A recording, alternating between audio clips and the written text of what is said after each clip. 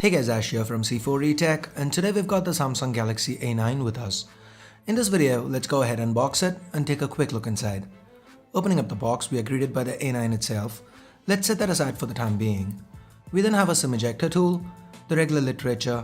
Samsung's also thrown in a fast charger in the box here.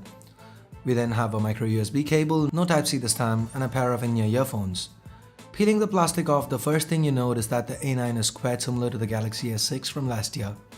We have 2.5D Gorilla Glass 4 to the front and back. To the back, we also have a 13 megapixel rear camera with optical image stabilization and a single LED flash, Samsung branding below that.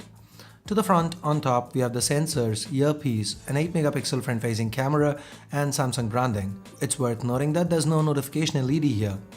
We then have a 6-inch display followed by the physical home key, flanked by the backlit capacitive recent apps and back keys. The physical home key has a fingerprint scanner built in and it seemed to work alright. To the right, we have the power button and a slot. Here you can add a SIM card and a micro SD card. To the bottom, we have the primary microphone, micro USB port, and the 3.5mm headphone jack. We then have the volume rockers to the right, and the secondary noise cancelling microphone can be found up top along with another slot. Here's where you get to add the second SIM card. Nice of Samsung to not go the hybrid route. The Galaxy A9 is just 7.4mm thick and weighs in at about 200 grams. It feels very well built. Premium is the word that comes to mind given that it looks like a blown up S6. Just to give you perspective, here's the Note 5 next to it, and off the Galaxy S6 Edge. By the way, if you're wondering what I have on these phones, I've got some great skins from Slick Wraps on them. Slick Wraps have a lot of great skins for the most popular of phones and they keep coming out with new ones all the time. I just picked up these sweet fill-in wraps for my PS4. Anyway, if you're interested in wraps, do check Slick Wraps out. I'll leave a direct link in the description below. So back to the Galaxy A9, the reason for its large footprint is the fact that it sports a 6-inch display. This is a 6-inch Full HD Super AMOLED display, which by the way is covered by 2.5D Gorilla Glass 4 for protection. For those interested, Full HD spread over 6 inches results in a pixel density of 367 pixels per inch. Well, that's not the sharpest, it's definitely not bad, and given that this is a Super AMOLED panel, we get punchy colors, great viewing angles and amazing contrast thanks to those deep blacks. Surprisingly, despite this not being a flagship, Samsung hasn't skimped out on the internals either.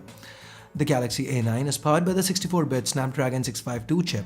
Now that's 4 Cortex-A72 cores clocked at 1.8 GHz each, 4 Cortex-A53 cores clocked at 1.2 GHz each, coupled with an Adreno 510 GPU, 3 GB of RAM, a 4000 mAh non-user replaceable battery, and despite the inclusion of a dedicated microSD card slot, Samsung's still thrown in 32 GB of onboard storage.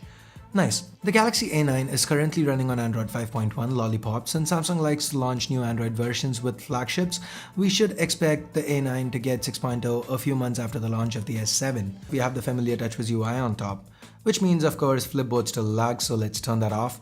We have support for themes built in, very few preloaded apps, the Google ones, some Microsoft ones, and very few Samsung apps. Double pressing the home key launches the camera, shutter response seems fast, it can do 1080p videos, no 4K though. We have tons of modes that we've seen before and that includes the Pro mode. Do note that this is the stripped down version of the Pro mode that you find on the S6 and other flagships. It's Samsung after all, so what else would you expect? Anyway, the 8 megapixel front facing camera seems decent too. Here are a few quick sample shots that I took with this camera. All other regular TouchWiz features make a return too. You can set triple pressing the home key to launch the one-handed mode, shrinking the display down to ease single-handed usage.